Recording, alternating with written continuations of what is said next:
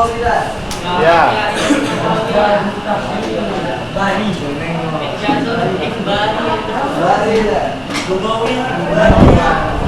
Kemudian apa?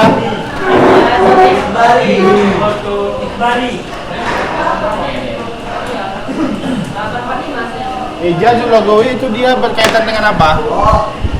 Dengan bahasanya. Kemudian ikhbari itu dengan kabar-kabar, berita-berita, Al-Quran. Ya, dengan kabar-kabarnya. Kalau kabar ini berkaitan dengan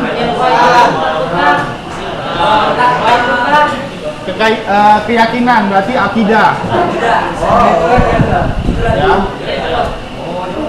Atau kabar-kabar yang telah lalu, yang akan datang dan seterusnya. Kemudian ijaz, nah tasri'i yang akan kita bahas.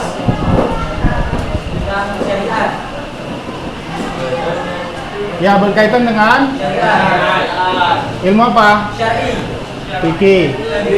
Ya, ahkam. Kemudian baru dia al-ilmi. Ilmu ini dia sains dan teknologi, ya. Sains dan teknologi. Hah? Ya, kita baca dulu tentang ijazul tasri'i yang ketiga, karena kita udah bahas yang kedua kan, 1-2. Ijazul tasri'i ya, tentang pensyariatan ya. Bahwasanya Al-Qur'an itu ada mukjizatnya di dalam pensyariatannya ya. Kenapa? Karena di dalam syariat yang Allah syariatkan kepada kita itu semuanya ada apa? Ada maslahatnya ya. Karena semua syariat itu datang ja'a li sa'adatil bashar ya, untuk membuat apa? Kemaslahatan bagi manusia. Dari semua hukumnya, contohnya apa? Kalau sebelum ada Al-Quran itu tentang warisan sering berantem ya, antara kakak adik dan seterusnya. Nah, kemudian Al-Quran datang mengatur tentang hukum warisan ya. Kemudian tentang apa lagi? Tentang syariat dan seterusnya ya. Tentang hukum hudud ya, tentang hukum pidana, misalkan kisos ya. Kemudian untuk yang zina dirajam kalau belum nikah.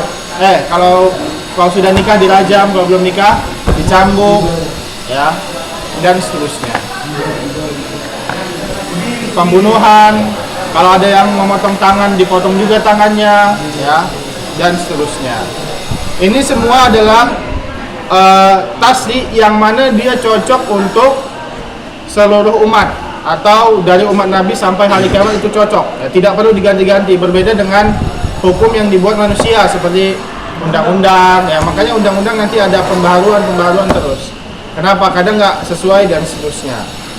Kalau Al-Quran ini dia sesuai semua ya di dalam hukum-hukumnya. Paham tentang tasri ini ya? Apa bedanya dengan ikhbari? Hah? Tentang kabar ya, kabar. Kalau tasri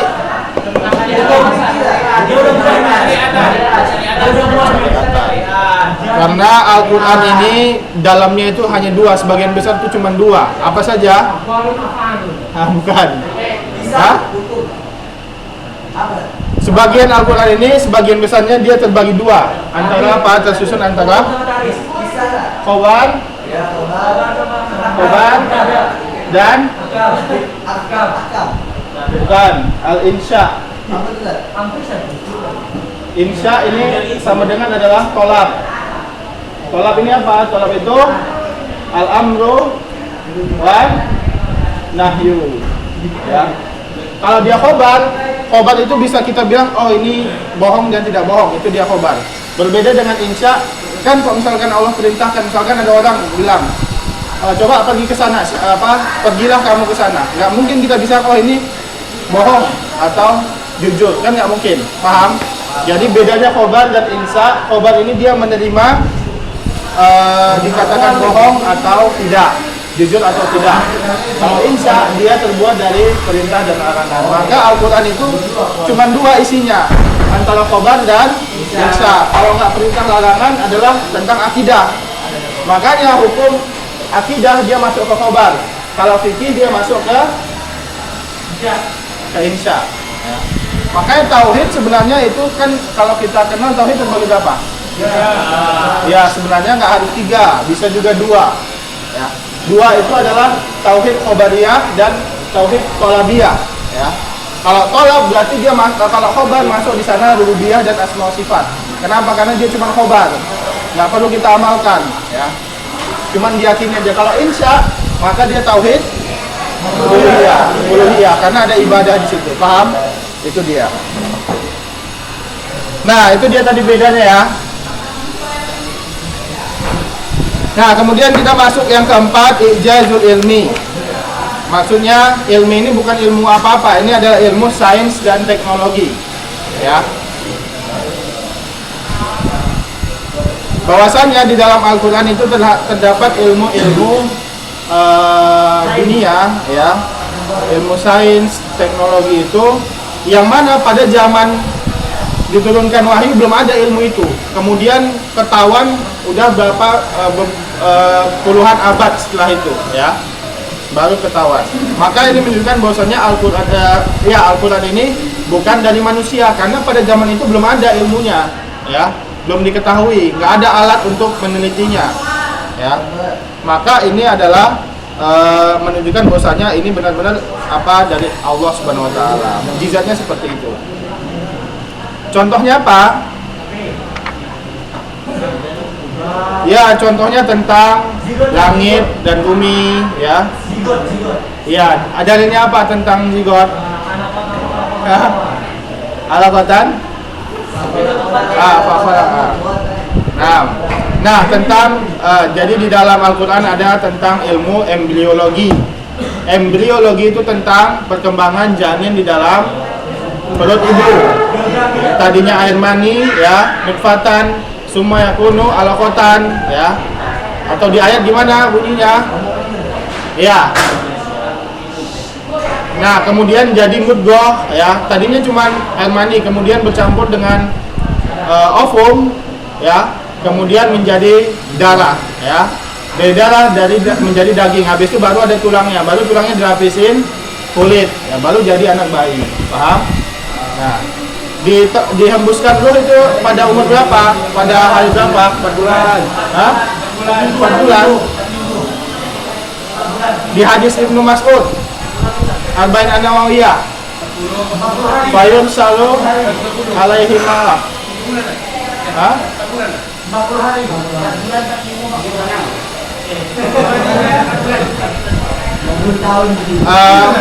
hari.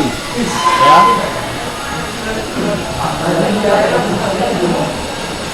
4 bulan ya? Apa? 4 bulan. Ya, 40 itu menjadi alaqahnya. Nah, kemudian 4 bulan, makanya kalau anak di dalam perut itu meninggal sebelum 4 bulan atau keguguran sebelum 4 bulan, maka dia nggak dapat warisan. Ya. Tapi kalau misalkan ayahnya meninggal sedangkan dianya sudah lebih dari 4 bulan, misalkan 8 bulan gitu kan, maka dia dapat warisan. Ya, paham ya? Kenapa? Karena ruhnya ditiupkan setelah 4 bulan. Makanya kalau yang meninggal sudah 4 bulan ya tinggal kuburin daging biasa.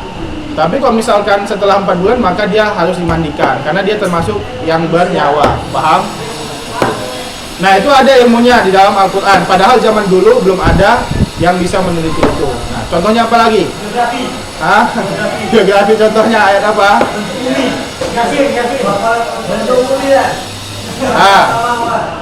Ya, apalah wa ila ardi kaifa sudihat, misalkan. Itu kan artinya sudihat dibentangkan kan?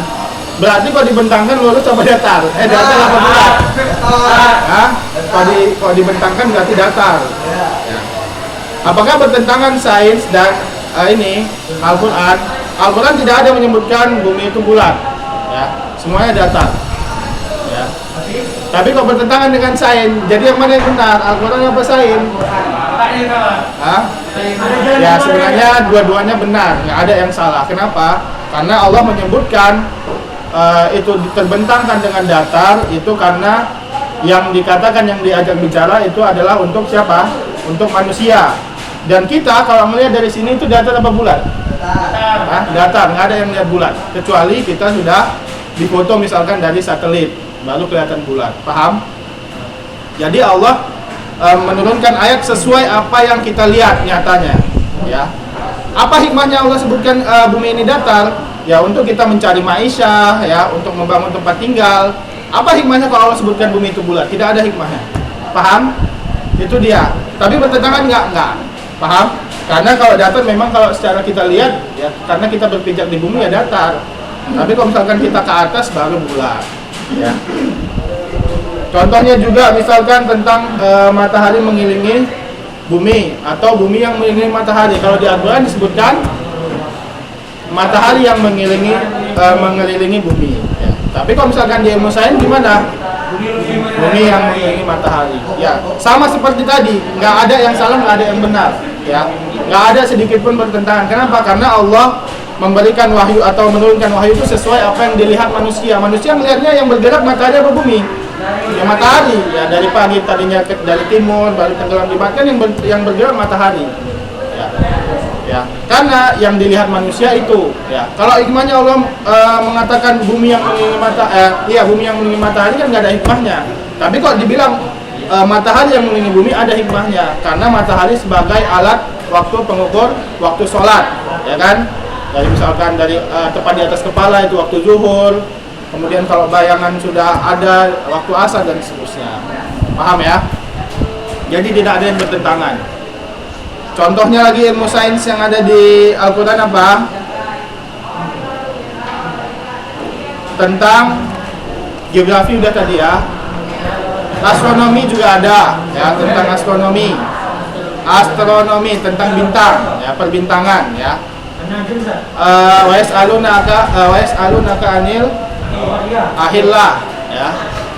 Ya itu berarti ilmu falak ya, tentang bulan. Ada kan? Nah, ada juga tentang bintang ya, yang mana bintang itu adalah untuk ya bintang itu ada beberapa manfaatnya. Yang pertama untuk menghiasi bumi. Maksudnya yang menghiasi langit. Ya maksudnya langit yang dihiasi bintang itu cuma langit pertama. Langit kedua, ketiga itu tidak ada bintang lagi. Makanya mau sepanjang apa dia galaksi Bima Sakti, galaksi apa itu masih langit pertama. Paham? Jadi nggak pernah manusia menembus langit pertama. Nah, begitu juga bintang itu atau planet-planet itu untuk melempar setan ya, sebutkan di dalam hadis. Kenapa? Karena pada saat itu setan ini atau jin ini sedang mencuri apa?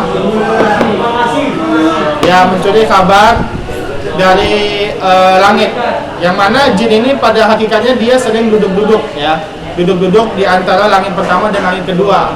Dari situ dia nguping ya. Kabar yang Allah sampaikan kepada para malaikat. Kadang dia mendengarkan, kadang enggak. Pas dia mendengarkan, kemudian dia langsung kasih tahu ke manusia, yaitu dukun, misalkan kan. Nah, ya maka kemungkinannya ada dua. Dia berhasil memberikan informasi itu ke dukun, baru dia dilempar oleh bintang, baru dia mati, atau dia kena duluan, belum sampai informasinya ke manusia tersebut. Ya, itu dia. Dan fungsi bintang ini juga untuk apa? Untuk memberikan arah jalan ya. Misalkan orang dulu kan di padang pasir belum ada kompas ya, maka melihat bintang-bintang. Bukan untuk zodiak, misalkan Aquarius ya, bukan. Ya.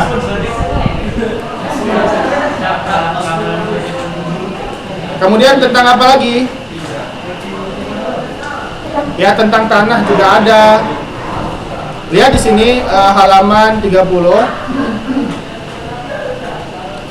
Allah Subhanahu wa taala berfirman, A'udzubillahi minasyaitonirrajim, "Ma lakum la tarjuna lillahi wa qara wa qad khalaqakum atwara. Jadi Allah menciptakan manusia itu nggak langsung jadi manusia besar ya. Ya, jadi ada ilmu di situ pertumbuhan ya, dari anak kecil sampai besar, kemudian dari janin yang tadinya air mani kemudian menjadi bayi. Ya, ini disebutkan di surah Al-Mu'minun ya. Walaqad khalaqnal insana min sulalatin min tin ya, dari beberapa lapisan tanah. Nah, maksudnya di sini siapa? Nabi Adam. Jadi yang diciptakan dengan tanah itu cuma Nabi Adam. Setelah itu adalah dari keturunan air mani manusia. Paham?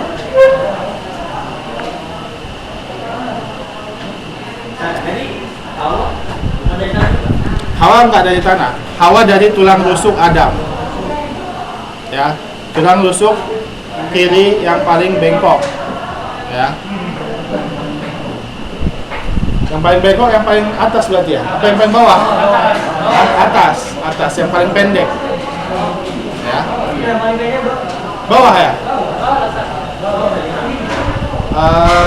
Pokoknya paling bengkok lah. Ya. Nah, kemudian summa ja'alna nutfatan fi qararin makin. Yang mana nutfah ini itu terletak di tulang belakang ya, atau tulang ekor ya, atau produksinya di tulang ya, sumsum tulang belakang. Kemudian summa khalaqna nutfata alaqatan ya, kemudian menjadi segumpal. Apa itu alaqatan? Ya, segumpal darah. Fa khalaqnal alaqata mudghatan, kemudian segumpal daging. Fa khalaqnal mudghata idhaman, kemudian dari segumpal daging ada tulang-tulangnya. Fa kasawnal idhama lahman, kemudian dilapisi tulang-tulang itu dengan kulit ya, atau dengan daging dulu ya. Summa ansha'nahu khalqan akhar ya. Kemudian ada part atau bagian-bagian tubuh yang lain ya. Ini tentang embriologi ya. Nah, kemudian lihat selanjutnya, Allah SWT berfirman di dalam surat Al-Anbiya, awalam yaral ladzina kafaru anna samawati wal arda kanata ratqan fafataqnahuma ya. Jadi tadinya langit dan bumi itu tadinya nyatu ya, nyatu. Kemudian Allah memisahkan mereka berdua. Paham? Maka benar nggak teori Big Bang? Hah? Tadinya satu, habis itu pecah. Ya, kita lihat di sini. Keyakinan orang ateis mengatakan bahwasanya bumi ini bukan diciptakan, tapi dari ledakan besar, ledakan Big Bang. Ya. Tapi salahnya mereka apa? Salahnya mereka mengatakan bahwasanya ledakan itu terjadi sendirinya, bukan dari tidak ada sangkut paut atau ditakdirkan oleh Tuhan. Paham? Nah, kalau kita lihat memang tadinya langit dan bumi itu bersatu. Jadi bisa saja benar teori itu, akan tetapi yang harus dibenarkan apa? Bahwasanya ya ledakan itu atau perpisahan antara langit dan bumi itu ditakdirkan atau diizinkan oleh Allah SWT. Berarti ada Tuhan. Jadi kesalahan mereka gimana? Kesalahan mereka di mana? Tidak meyakini adanya Tuhan. Jadi ledakan itu terjadi sendirinya. Paham? Itu bedanya. Nah, kemudian setelah terpisah apa? Waja'alna minal ma'i kulla syai'in hayyin ya. Kemudian barulah langit menurunkan hujan ya. Baru nanti ngalir, baru diangkat lagi ke langit ya, dan seterusnya. Itu berarti pelajaran apa di sains itu? Iya, tentang apa babnya? Biologi. Curah hujan. Curah hujan ya. Ya, misalkan kan dari curah hujan kemudian di laut diangkat lagi kan, dan seterusnya. Nah, baru dari hujan itu barulah tumbuh-tumbuhan dan seterusnya.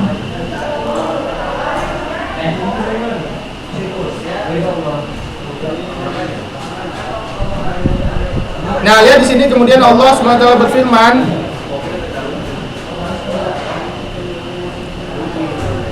wa ayatul lahumul lailu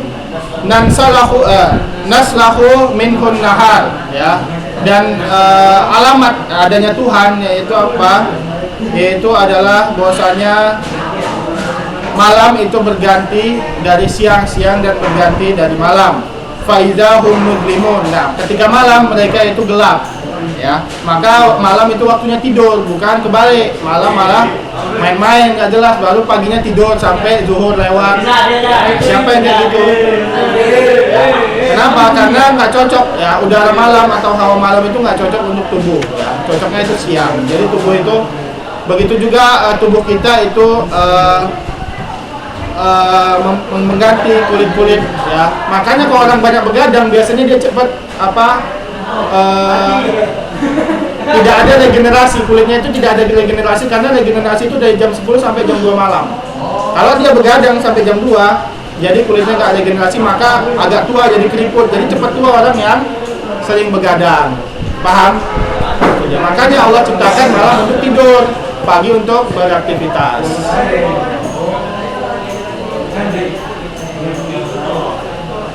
Dia kapan, San? Hah? Dia kapan Begadang yang baik. Ya, itu nanti bangunnya jam 2. Ya, belajar misalkan begadangnya atau sholat malam, habis itu baru subuh, ya. Jadi jam sepertiga malam, ya, sepertiga malam akhir. Setelah jam 2 berarti jam 3 dan seterusnya. Karena diperintahkan juga oleh Allah untuk apa? Bangun sepertiga akhir malam, ya. Karena Allah turun suluh salail akhir, ya. Turun ke langit dunia itu sepertiga malam terakhir.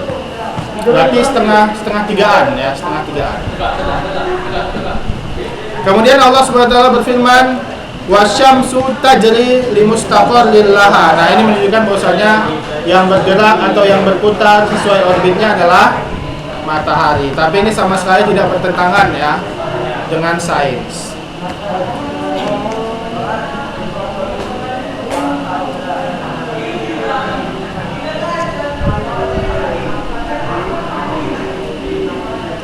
Ya, ini dia tentang ijazul ilmi. Jadi kita sudah selesai tentang bahas tentang ijaz ini. Ada pertanyaan tentang ijaz? Udah istirahat? Kalau ada istirahat ya?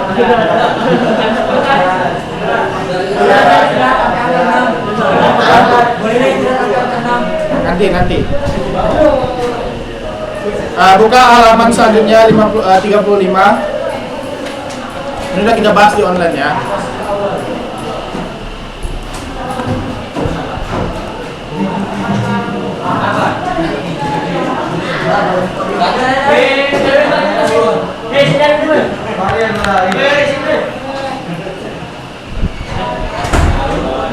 Ya, di situ kaifiyatu nuzulil Quran. Kaifiyah, apa makna kaifiyah? Ya, bagaimana ya turunnya Al-Quran. Jadi Al-Quran itu adalah firman Allah yang diturunkan, ya, diturunkan.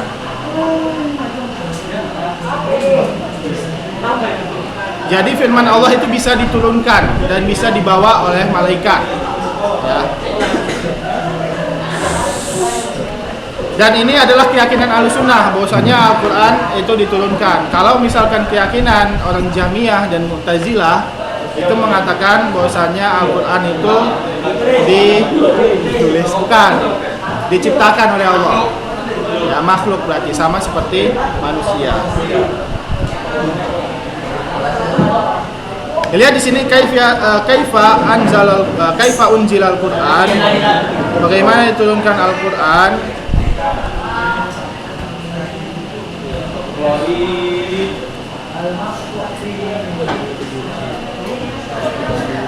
Bahwasanya lihat di sini yang paling pasti al-maktu minad dinil Islam, bahwasanya Quran ini tidak diturunkan kepada Nabi kita dengan sekali langsung penurunan, ya.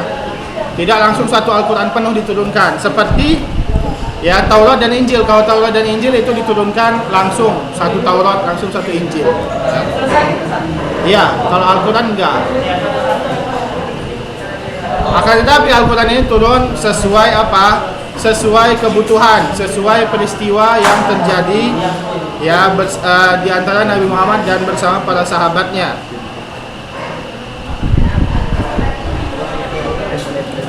Lihat di sini Allah SWT berfirman, wa qala alladziina kafaru laula nuzila 'alaihil qur'anu jumlatan wahidah kadzalika linusabbita bihi fuadaka wa rattalnahu tartila. Lihat di sini bahwasanya orang-orang kafir mengatakan, kenapa tidak diturunkan Al-Qur'an satu Al-Qur'an aja langsung gitu? Kenapa harus sedikit demi sedikit? Ya, hikmahnya adalah karena Allah linusabbita, untuk menetapkan atau mengkokohkan hati Nabi Muhammad. Ya. Coba saja Al-Quran langsung diturunkan, langsung satu Al-Quran penuh di Gua Hiro pertama kali Nabi Muhammad menerima wahyu. Gimana langsung? Satu ayat saja atau berapa ayat, 5 ayat dari surat Al-Alaq saja, Nabi Muhammad langsung gemetaran, langsung pulang, takut. Apalagi satu Al-Quran. Ya. Dan manusia juga belum bisa menerimanya, ya langsung. Apalagi para sahabat kan, pada saat pengharaman Khomer saja sampai 3 kali, sampai 3 ayat turun. Ya, bagaimana kok langsung? Ya, susah untuk manusia. Jadi mereka yang masuk Islam pun takut, langsung keluar lagi yang ada. Ya. Ya. Nah, akan tapi bertentangan antara ayat. Ya. Dari ayat tadi itu zahirnya disebutkan bahwasanya Al-Quran itu turun sedikit demi sedikit. Akan tapi bagaimana dengan ayat di dalam surat Al-Qadar? Inna anzalnahu fi lailatul qadar. Jadi Allah menurunkan Al-Quran. Berarti maksudnya kalau dia sebutkan hu, itu berarti semua Al-Quran pada satu malam saja. Bagaimana menggabungkannya? Maka di sini para ulama menyebutkan bahwasanya penurunan Al-Quran itu terjadi 2 kali. Ya, terjadi 2 kali. Lihat di sini halaman 36. Yang paling benar adalah yang ditafsirkan oleh oleh sahabat Abdullah bin Mas'ud, ya. Abdullah bin Abbas, afwan. Abdullah bin Abbas ini adalah imamul mufassirin, ya. Imamnya para mufassir. Kenapa? Karena Ibnu Abbas lah yang paling banyak dan paling benar, ya, yang diberikan didoakan oleh Nabi Muhammad untuk bisa mentafsir Al-Quran, ya. Itu mempunyai 2 kali penurunan. Yang pertama, minal lauhil mahfud ila sama'id dunya, ya. Dari lauh mahfud, ya, sampai ke langit dunia. Wa kana jumlatan wahidatan, ya. Nah, dari lauh mahfud ke langit dunia itu langsung Al-Quran, satu Al-Quran penuh, ya. Tapi tidak sampai ke Nabi Muhammad, ya, masih di langit dunia. Dan pada hakikatnya Al-Quran ini sudah tertulis di lauh mahfud, ya, 60.000 tahun sebelum diciptakan langit dan bumi, ya. Pada saat diciptakan kolam, ya kan, disuruh tulis, bahkan di dalam lauh mahfud dituliskan Al-Quran, satu Al-Quran penuh. Nah, kemudian diturunkan dari lauh mahfud ke langit dunia, yaitu langit pertama, itu Al-Quran penuh. Inilah yang disebutkan di dalam surat Al-Qadar tadi. Inna anzalnahu fi lailatul qadar. Berarti satu Al-Quran penuh diturunkan pada saat Lailatul Qadar. Nah, baru yang kedua kali ini, ya, malaikat Jibril menurunkan, yang menurunkan dari lauh mahfud ke langit dunia itu malaikat Jibril juga. Nah, malaikat Jibril juga menurunkan dari langit dunia ke Nabi Muhammad secara sedikit demi sedikit. Nah, jadi tidak ada pertentangan antara 2 ayat tersebut. Fa anzalallahu al-Qur'an ila sama'id dunya fi lailatul qadar. Kemudian yang kedua ini minas sama'id dunya ilal ardi ala Nabi sallallahu alaihi wasallam mufarraqan. Ya, mufarraqan itu terpisah-pisah. Terpisah-pisah alal waqa'i, sesuai dengan kebutuhannya, sesuai dengan peristiwa. Seperti ketika ada peristiwa jihad, barulah turun ayat surat Al-Mujadilah ayat 1, qad sami Allahu qaulal lati, dan seterusnya.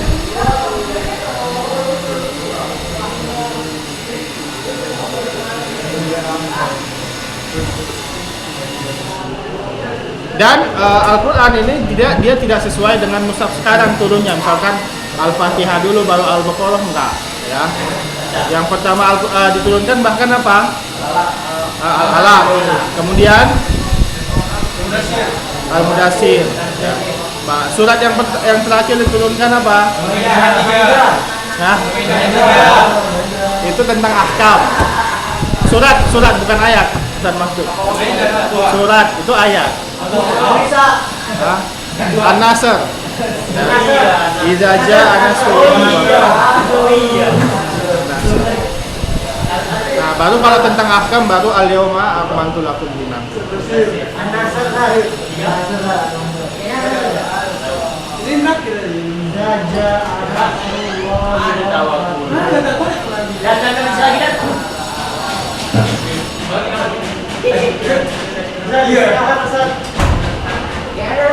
Bentar. Ini kita panjang, ini harus 1 semester loh. Ya, nggak dihabisin.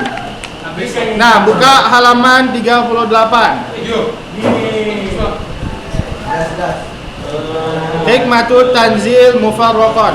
Apa hikmah Allah menurunkannya? Nggak satu Al-Quran langsung nih, ya, tapi sedikit demi sedikit. Yang pertama lihat, ya, tasbitu fuadin nabi, ya, apa? Menetapkan hati nabi, ya. Tidak bisa dibayangkan jika Al-Quran satu Al-Quran penuh langsung diturunkan kepada Nabi Muhammad, ya. Belum lagi syoknya, belum lagi kagetnya, ya. Ya, belum lagi syariat yang sangat banyak itu, ya. Belum lagi langsung mendakwahkan memerangi orang kafir, ya kan? Pertamanya kan Nabi dakwah sembunyi-sembunyi dulu kan, baru setelah itu terang-terangan, ya, dan seterusnya.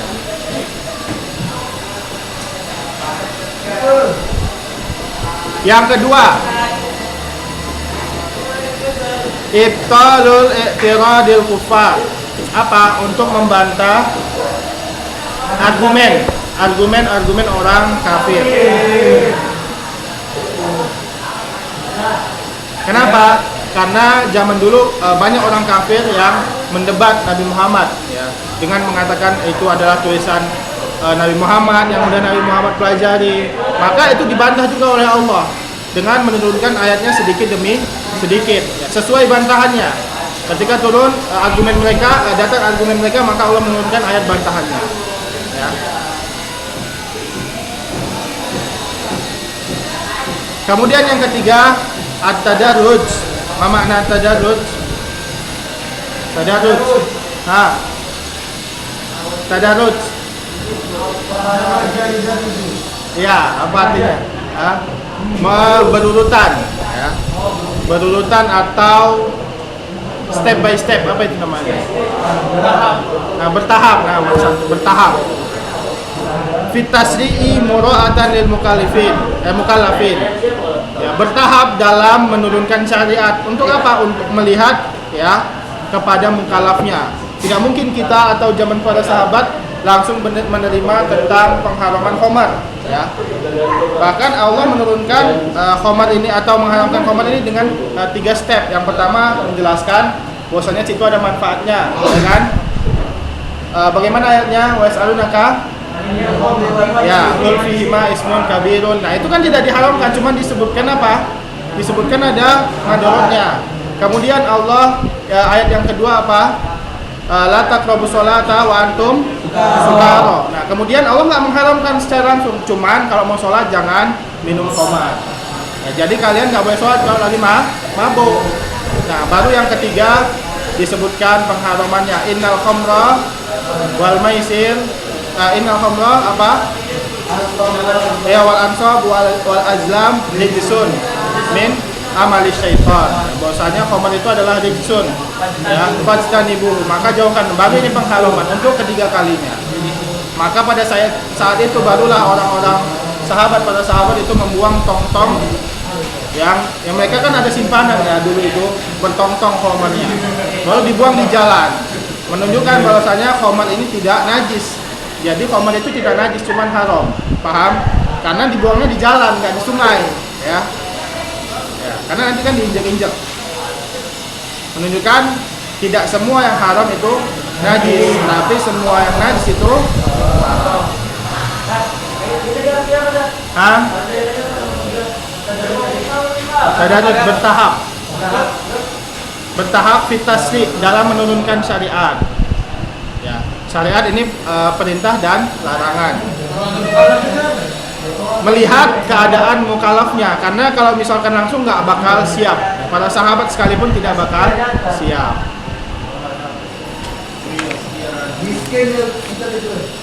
Yang keempat, lihat halaman 40.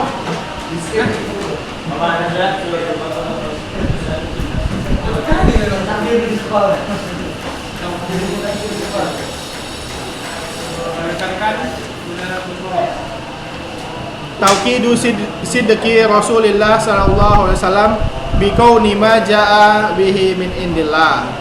Taukid penekanan tentang kejujuran, Nabi Muhammad sallallahu alaihi wasallam biqaunihi, bahwasanya apa yang datang dari Nabi Muhammad adalah berasal dari berasal dari firman Allah Subhanahu wa taala. Biqaunihi, bahwasanya, bahwasanya. Jadi apa? Ini penekanan, ayat Al-Quran ini turun sedikit demi sedikit untuk menekankan, membuat orang-orang kafir ini percaya bahwasanya Nabi Muhammad ini jujur. Ya, Al-Quran itu benar-benar dari Allah. Bagaimana? Contohnya Allah menyebutkan di dalam surat An-Nisa, walau kana min indi ghairillah lawajadu fihi ikhtilafan katsira. Jika saja Al-Quran ini bukan dari Allah, maka di dalamnya terdapat perselisihan. Kenapa? Karena hukum yang dibuat oleh manusia, misalkan hukum pertama, kemudian pas dibuat hukum selanjutnya ini bertentangan nih, bisa saja, kan? Maka yang pertama dihapus. Kalau Allah menurunkan sedikit demi sedikit, itu dari awal sampai akhir tidak ada yang bertentangan. Ya, tidak ada absolut. Ya. Apa makna absolut? Hah? Pasti. Ya, pasti. Berbeda dengan apa? Ya, nasakh. Nasakh ada juga. Nasakh itu ya bisa saja Allah nggak ada nasakh, tapi Allah turunkan langsung yang awalnya, karena pada hakikatnya perintah dan larang awal itu tidak bertentangan. Akan tapi kenapa Allah adakan syariat nasakh itu? Kenapa ada di dalam Al-Quran itu nasakh, artinya penghapusan? Dan nasakh itu hanya berlaku pada insya, bukan pada khobar. Paham? Nasakh itu nggak ada di dalam akidah, ya. Adanya di dalam fikih. Kenapa? Karena Ya, yang pertama bukan nggak dibutuhkan lagi. Yang pertama memang karena syariat yang sebelumnya ini yang dihapus ini tidak cocok, ya. Tapi intinya kenapa Allah sebutkan? Kan bisa saja Allah menurunkan hukum yang cocok, ya. Untuk apa? Untuk memfilter, ya, atau apa maksudnya? Menyaring bahwasanya mana mereka yang memang percaya dengan Al-Quran dan tidak, ya. Kalau orang yang tidak percaya pasti dia langsung bantah, ini katanya absolut atau katanya pasti nggak bertentangan, tapi kok ada nasakh gitu, paham? Itu dia. Nasakh ini dipelajarin di mana nanti? Usul fikih, ya, bukan mustola, usul fikih. Hah? Tanggung sampai ini, sampai fasusan ini. Apa? Paham kan Ustaz sebutkan kan? Ini digarisin karena kan banyak nih ya, nggak semua kita baca ya, digarisin. Ya, lihat halaman 41 sedikit lagi. Nanti habis itu kita istirahat 5 menit. Ya. Ya, di sini mabahas salis. Man kana yanzilu bil Quran, siapa yang turun dengan Al-Quran, ya. Siapa yang turun dengan Al-Quran? Siapa yang turun dengan Al-Quran? Jibril.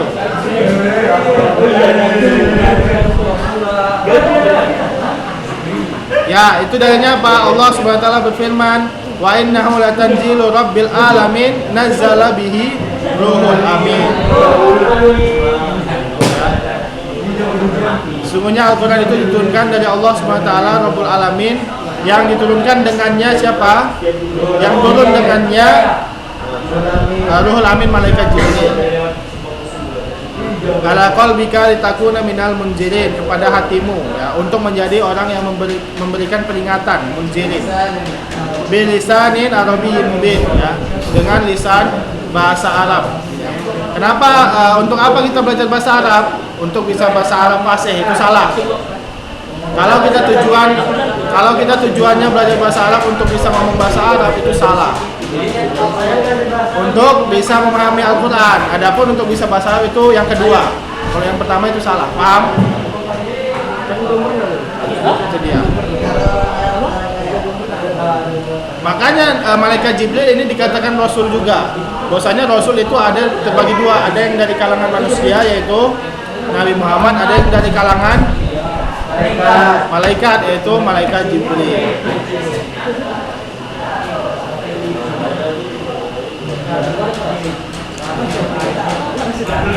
Akan tetapi orang yang membenci malaikat Jibril ini ada dua kaum. Yang pertama orang Syiah, yang kedua orang Yahudi. Yahudi ini membenci malaikat Jibril, begitu juga orang Syiah. Ya, kalau orang Syiah membenci malaikat Jibril karena mereka beranggapan bahwasanya malaikat Jibril ini salah nurunin, harusnya ke Ali bukan ke Nabi Muhammad. Harusnya ke Ali bin Abi Thalib.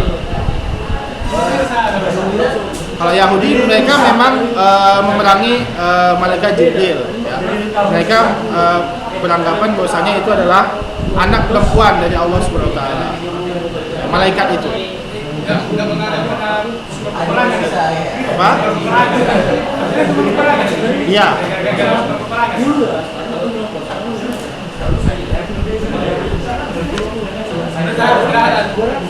Kemudian sedikit lagi.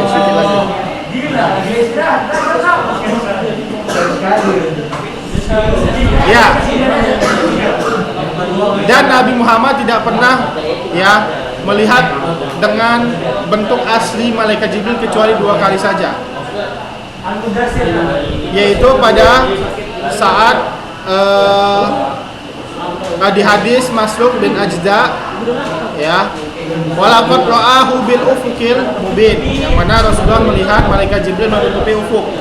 Maksudnya sayapnya itu menutupi ufuk. Dan disebutkan dalam hadis malaikat Jibril itu mempunyai berapa sayap? 600. Ya, 600. Bahkan bukan semuanya yang 600, bukan semua malaikat. Ada yang 1, ada yang 2, ya, ada yang banyak, ada yang 600. Paham? Gak ada yang lebih dari 600. Malaikat Jibril. Malaikat Jibril. Karena malaikat Jibril adalah malaikat yang paling mulia.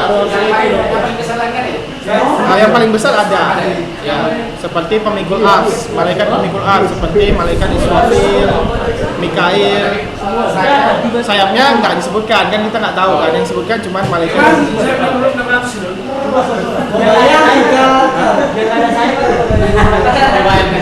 Ada disebutkan, ya di sini.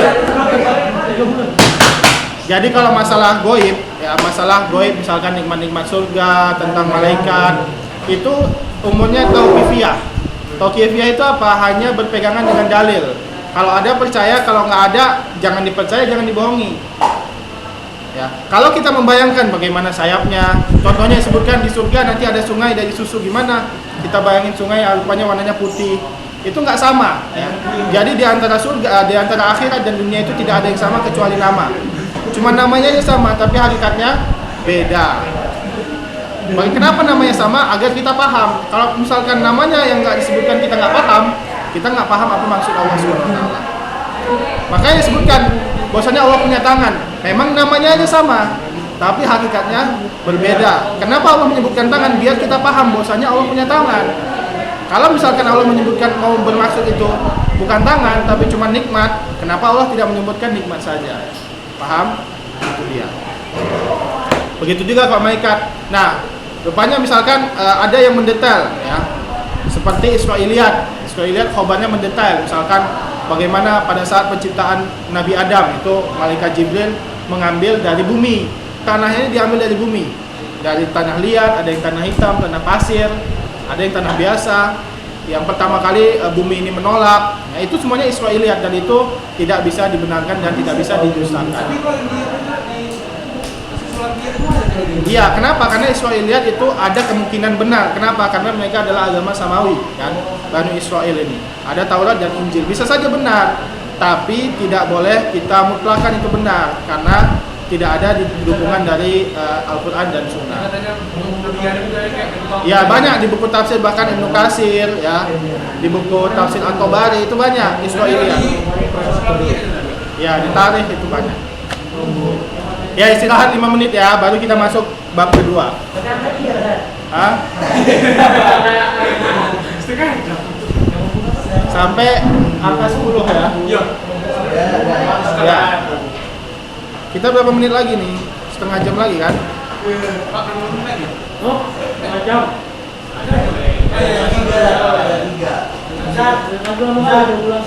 Yang mukul malaikat itu Nabi apa? Musa. Nabi Musa.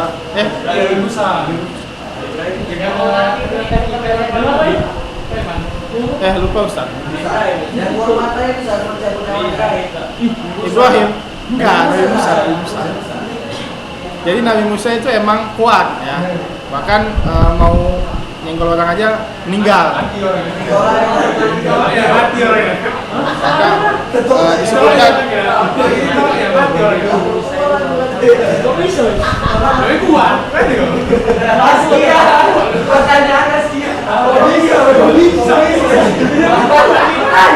jadi orang-orang dulu bahkan hidupnya lebih banyak daripada kalau zaman Nabi Muhammad ya 60, 63, 70, 80 pun udah tua kali dengan bisa apa-apa. Tapi kalau zaman sebelum Nabi Muhammad, baik Nabi Adam, Nabi Nuh itu mereka besar-besar dan umurnya panjang-panjang. Ya. Bahkan Nabi Adam ya pada saat diturunkan ya itu memang tinggi ya, besar tinggi Nabi Adam. Iya, maka tidak bisa kita bohongin bahwasanya dinosaurus ada nggak gitu. Karena bisa saja itu binatang zaman dulunya, paham? Binatang kayak kucing zaman dulunya. Karena kita tidak bisa mendustakan karena tidak ada dalilnya dalam Al-Qur'an.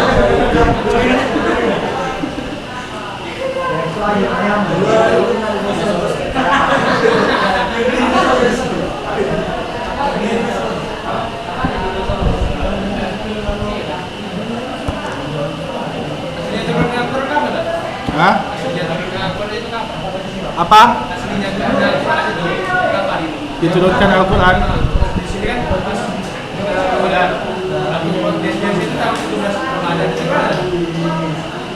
Oh, detailnya. Detailnya awalnya itu mau ta'ala disebutkan. Nah, pokoknya pada saat Nabi Muhammad berumur 40 tahun kan di Gua Hiro kan. Berarti yang paling pertama diturunkan Al-Quran. Ya, tanggalnya Allah Ta'ala. Biasanya sih disebutkan di kitab-kitab tarikh. Al-Bidayah wa Nihayah dan sebagainya. Tapi saya nggak tahu. Kalau misalnya tanggal ini susah ya. Di dalam tarikh itu susah tanggal karena tanggal ini paling banyak rancunya.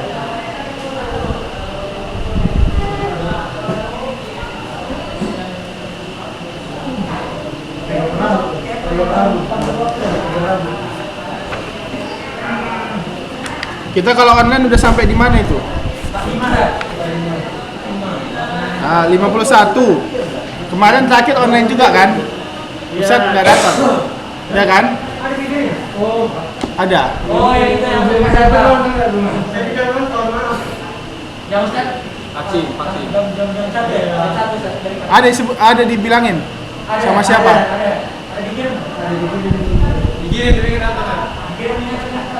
Enggak, yang bilang Ustaz nggak datang siapa? Faris ya. Hah? Ustaz rekaman karena Ustaz vaksin tadinya. Jadi Ustaz setelah zuhur rekaman, ya, itulah baru di-share setelah itu. Jangan nonton. Ya. vaksin dua ya? Hah? Vaksin kedua. Pertama udah lama, Ustaz dalam berapa bulan? Ya, bisa nggak tahu. Bisa-bisa aja tuh.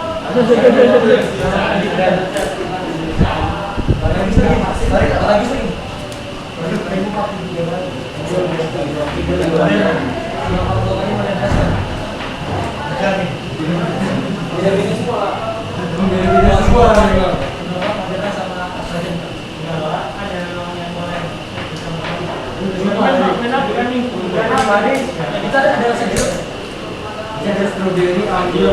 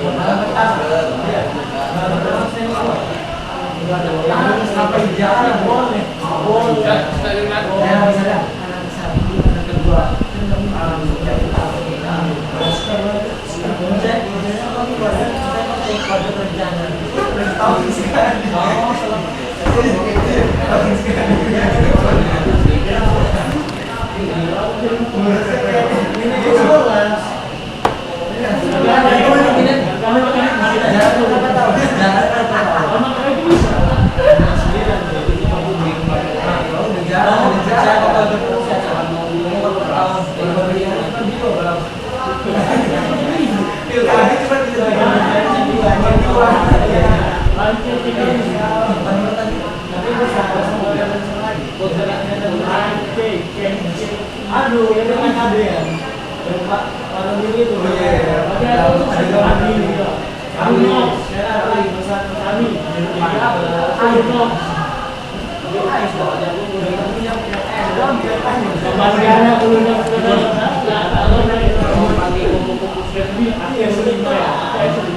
Ya, kita lanjut ya.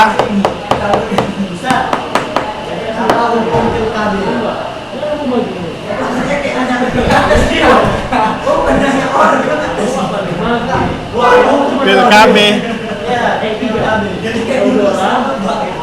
tergantung niatnya. Kalau niatnya memang nggak mau punya anak, atau cuma 2 aja, atau cuma 3 aja, maka ini dosa.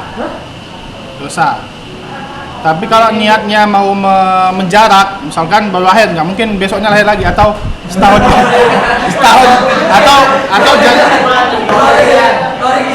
atau jaraknya setahun kan antara adik kakak. Kalau misalkan mau dijarak sama bapaknya itu 3 tahun, bisa, boleh pakai pil KB. Hah? Dia harus rutin kan? Yang nggak boleh berarti yang permanen nggak boleh. Yang permanen haram. Iya.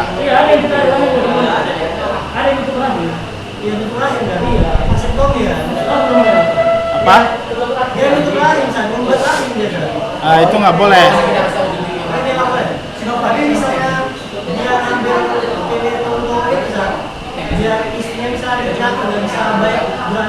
Terus? Ya, kalau misalnya ada penyakit. Biasanya penyakit apa itu? Kista ya. Penyakit kista yang ada daging di rahimnya itu. Kista. Tumbuh daging di rahim. Atau kanker rahim yang nggak boleh banyak anak.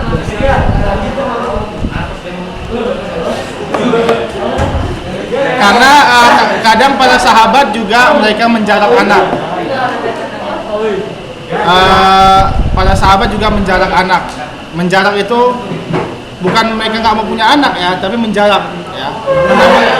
Namanya azl istilahnya. Tapi ini masalah 18 tahun ke atas.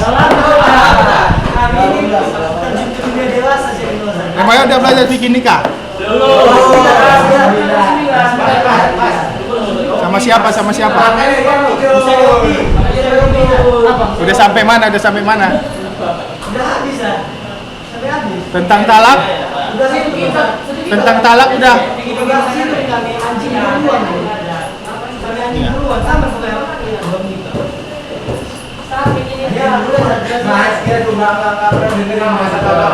Ya, kenapa sebagian ulama berpendapat boleh membatasi itu pakai pil KB? Karena zaman para sahabat berkata kunna na'zil wal Qur'anu yanzil. Kami melakukan azal dan Al-Qur'an turun, tapi tidak ada pelarangan dari Al-Qur'an. Dan ini adalah ikrar ya dari Nabi Muhammad SAW. Apa itu azal? Membatasi. Itu ngeluarin di luar. Ngeluarin di luar. Dan belum nikah nanti. Udah. Kita lanjut. Kita lanjut. Belum.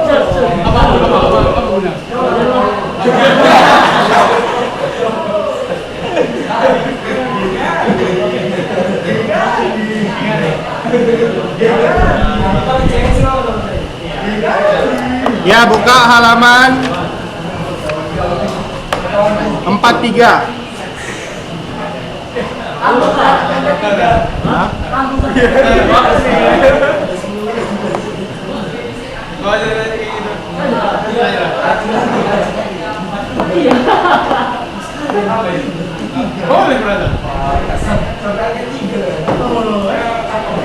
Ya, di sini asbabun nuzulul Quran. Jadi Al-Quran ini mempunyai asbabun nuzul. Apa makna asbabun nuzul?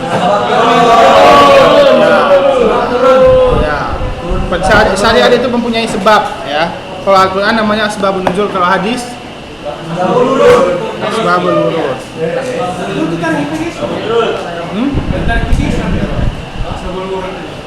Ya. Dan di sini Al-Quran min jihati nuzul. Jadi Al-Quran turunnya itu terbagi dua. Ada yang turun mala yatawaqqaf ala sababin.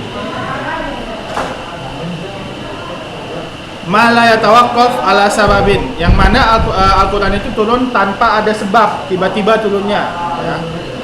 Dan inilah dia sebagian besar, ya, atau 70% Al-Quran itu diturunkan tanpa sebab.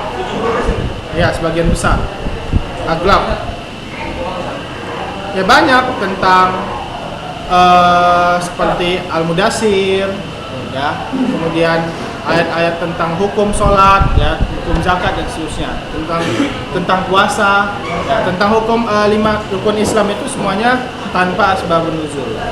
Biasanya asbabun nuzul ini dia turun tentang peristiwa yang terjadi di zaman Nabi Muhammad, misalkan lagi sengketa, nah baru turunlah ini. Kemudian yang kedua, ma yunzilul li hadisatin maksusatin au su'alin, ya.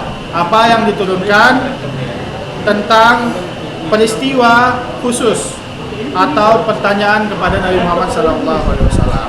Contohnya misalkan yang peristiwa itu ketika dia di sini, ya,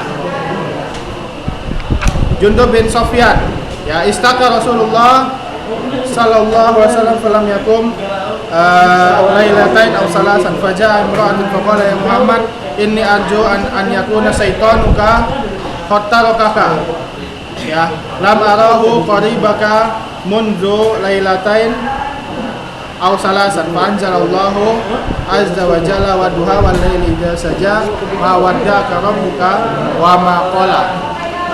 Lihat di sini, jadi Rasulullah ini pernah pernah tidak sholat taraweh, ya, kan pernah Rasulullah tidak sholat taraweh 2 atau 3 malam bersama jamaah, ya.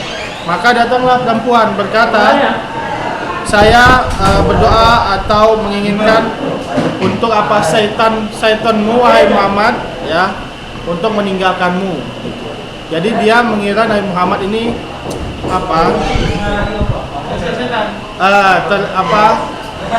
terhasut, maksudnya sesuai hawa nafsu, nggak mau sholat jamaah dan seterusnya. Maka turunlah surat wadduha wal laili idza saja ma wadda'aka. Nah, ini syahidnya. Ma wadda'aka rabbuka wa ma qala. Dan Allah tidak akan pernah meninggalkanmu, ya, dan tidak pernah qala. Qala ma maknahu? Tidur siang atau tidur, ya.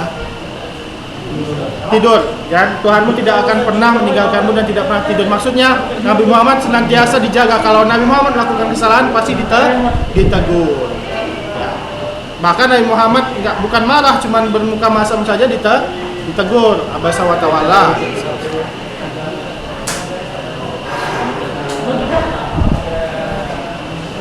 Kemudian yang kedua, Tentang apa? Tentang Aus bin Somit, yaitu tentang ada laki-laki yang marah ke istrinya kemudian dia menzihar. Zihar ini lebih parah daripada ilah. Kalau ilah itu cuma bersumpah nggak mau menyetubuhi istrinya. Kalau zihar ini bilang kamu ilayya kamis di ummi, ya, kamu bagiku itu seperti ibuku sendiri, nggak boleh disetubuhi, ya.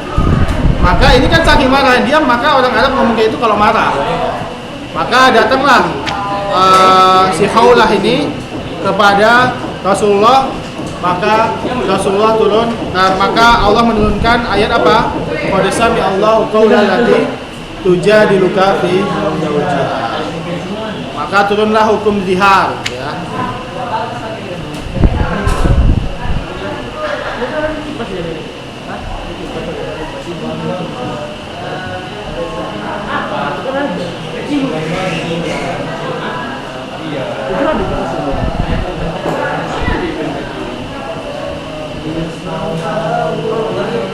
Kemudian lihat yang ketiga contohnya Al-Quran yang turun sesuai dengan peristiwa pada saat itu, yaitu ketika ada sahabat Abdullah bin Ubay ketika anaknya ini lahir.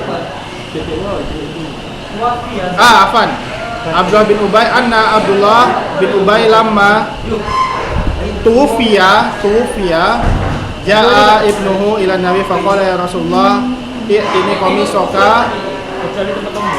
Abdullah bin Ubay bin Salul ini, ya, itu seorang dedengkot munafik, ya, anaknya ini orang Islam, ya. Maka datang kepada Nabi pas Ubay bin Salul ini, Abdullah bin Ubay bin Salul meninggal, datang kepada Nabi minta kain buat menutupi mayatnya. Maka diberikanlah baju Nabi, ya. Nah, kemudian anaknya ini ingin memintakan ampun, ya, untuk si ayahnya ini, ya.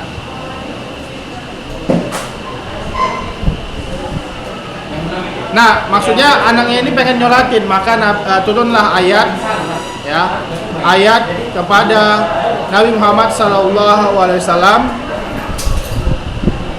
ya, bahwasanya tidak boleh menyolatkan orang munafik, ya. Istaghfir lahum aw la tastaghfir lahum in tastaghfiru lahum sab'ina marrah fala yaghfirullahu lahum, ya. Baik kamu minta ampun kepada mereka ataupun kamu tidak meminta ampun kepada mereka, walaupun kamu minta ampun untuk mereka 70 kali, Allah tidak akan mengampuni mereka, ya. Jadi yang tidak diampuni oleh Allah itu apa? Syirik dan nifak, ya, nifak ini nifak akbar, nifak yang mengeluarkan dari Islam. Jika orangnya tidak tobat sendiri sebelum meninggal, dia tidak akan diampuni.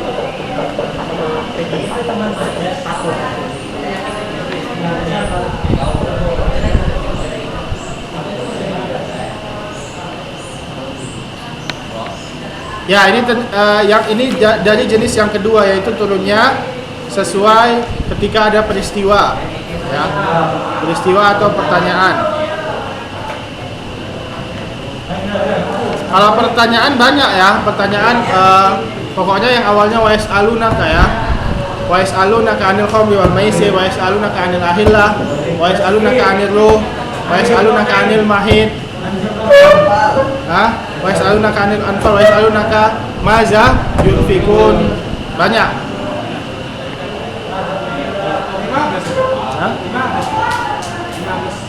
Iya, belasan, ya. Kalau nggak 13, 15-an. Ada yang 2. Ya, Zulkarnain. Itu tentang Raja Zulkarnain. Iya. Bukan punya 2 tanduk. Memang namanya 2 tanduk, tapi ini itu kan yang bangun tembok itu kan? Ya, Ya'juj Ma'juj. Untuk Ya'juj Ma'juj. Ada yang mengatakan nabi, ada yang mengatakan raja yang soleh. Ya, itu berbeda pendapat.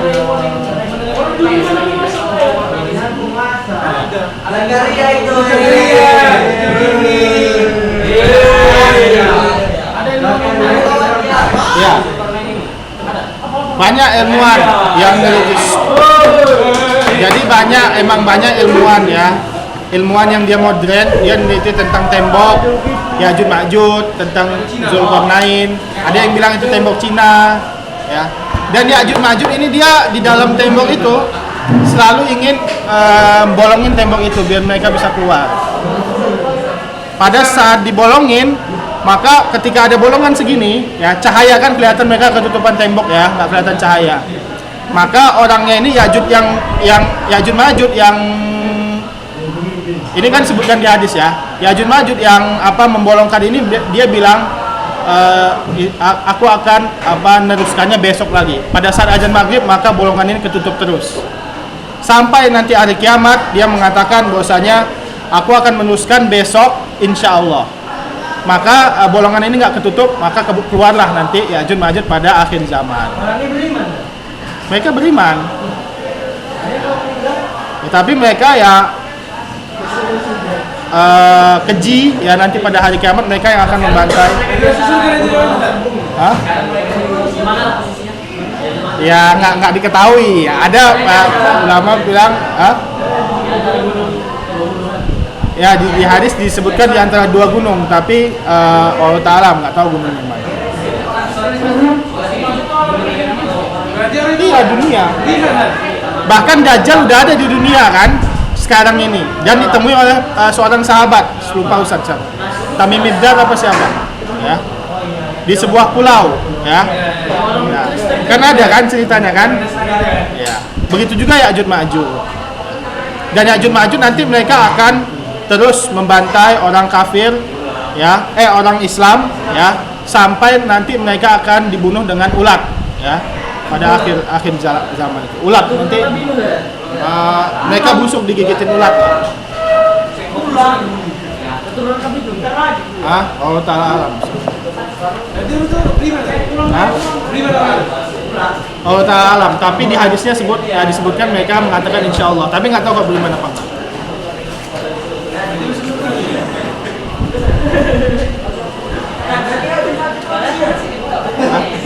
Manusia pendek tapi Dalam Cina ada apa sih? Dalam Cina. ya. Lebih tinggi cakrat. Tapi mereka banyak. Kalau beranak mereka nggak satu, 6 lebih ya. Dan mereka itu pada hari kiamat nanti akan meminum laut merah ya, sampai habis. Ya maka kan di hadis yang Dajjal ya, ketemu para sahabat itu, mereka nanya apakah di Madinah ini masih ada kurma, apa Dajjalnya ini nanya kan, atau apakah di Mekah atau Madinah ini masih banyak kurma. Kalau tidak ada lagi baru itu berarti nanti dia akan keluar. Bahkan ada anak yang mirip dengan Dajjal tapi di zaman Nabi Muhammad ya. Lupa Ustaz namanya yang dia matanya rusak satu dan dia bisa main sihir, nah dan dia juga bisa melihat apa yang di hati seorang. Nah, mungkin ini pasti dengan izin Allah. Maka didatangin oleh Nabi Muhammad. Maka Nabi Muhammad juga bingung kan, ini Dajjal apa bukan. Pas dilihat ayahnya itu sama ciri-cirinya, yaitu ayahnya agak tinggi dan ibunya sifatnya begini begitu ya. Maka datanglah Nabi Muhammad bersama Umar bin Khattab. Nabi Muhammad mau ngetes dia, ini benar Dajjal apa enggak. Maka Nabi Muhammad bilang, apa yang aku bacakan di dalam hatiku. Nanya, padahal Nabi Muhammad lagi baca surat Ad-Dukhan. Maka karena kata anak itu duh gitu. Ya. Maka Umar langsung bilang, ya Rasulullah izinkanlah aku untuk memenggal para anak ini kalau dia Dajjal kan. Maka Rasulullah bilang, kamu jangan, karena kalau dia memang Dajjal, kalau dia memang Dajjal, maka kamu tidak akan bisa membunuhnya, karena yang membunuh Dajjal nanti siapa? Bisa. Kalau dia bukan Dajjal, kamu membunuh nyawa tanpa hak. Jadi dibiarkan, rupanya dia bukan Dajjal ya. Hah? Apa? Kalau Ta'ala itu dalam tidak ada. Udah habis waktunya. Ya sedikit lagi kita lanjut. Ya lihat halaman 45. Bagaimana cara mengetahui tentang sababun nuzul ini? Ya. Maka caranya itu kebanyakan itu disebutkan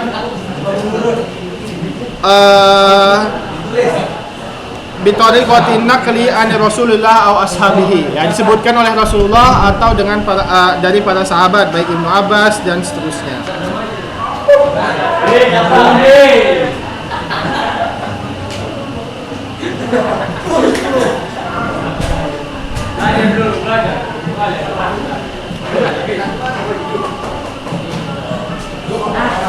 Lihat halaman 48.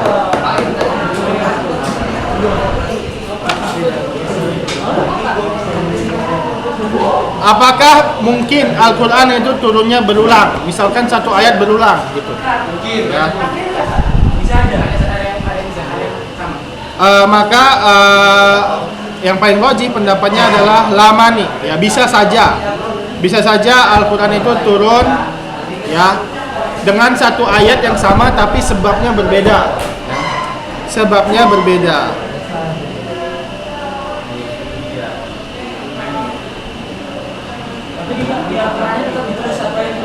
Ya, satu ayat. Jadi riwayatnya itu berbeda. Ada yang bilang sebabnya ini baru turun ayat ini. Di riwayat lain sebutkan sebab ini ayatnya begini dan dua-duanya sahih. Paham? Nah. Dan dua-duanya bisa saja turun benar. Seperti surat ayat tentang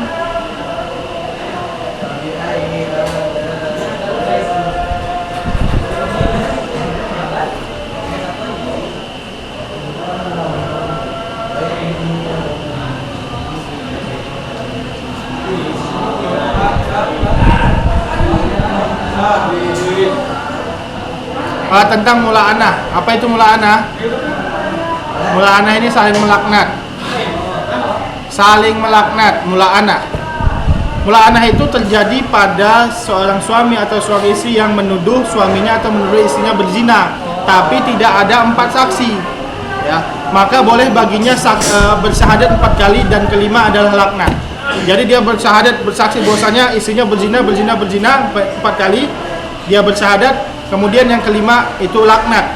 Laknat dari Allah, jika aku yang berbohong maka laknatnya untukku, dan jika memang perempuan ini yang berzina maka laknatnya untuk dia. Paham? Itu artinya mula'anah.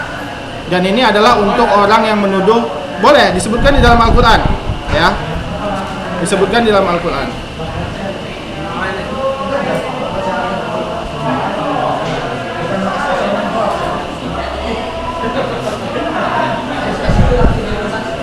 Ya, di dalam surat An-Nur, wallazina yarmuna azwajahum, ya. Wa illam yakun syuhada, ya. Dan dia tidak mempunyai saksi kecuali dirinya sendiri. Jadi dia melihat istrinya ini berzina tapi nggak punya saksi, ya. Maka boleh dia bersaksi 4 kali. Dan yang kelima adalah laknat. Ya, nanti setelah melaknat maka tidak ada, ya. Tapi nanti mereka pasti akan kena laknat di antara salah satu dari mereka. Apa?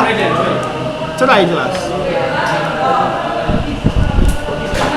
Ini dipelajarin di pembahasan nikah nanti.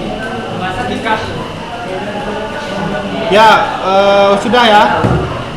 Insya Allah halaman 50 itu akan kita bahas secara mendetail pada pertemuan minggu depan. Ada pertanyaan? Kalau nggak ada, kita tutup dengan doa kafaratul majelis. Subhanakallahumma wa bihamdika, asyhadu an la ilaha illa anta, wa astaghfiruka wa atubu ilaik. Wassalamualaikum warahmatullahi wabarakatuh.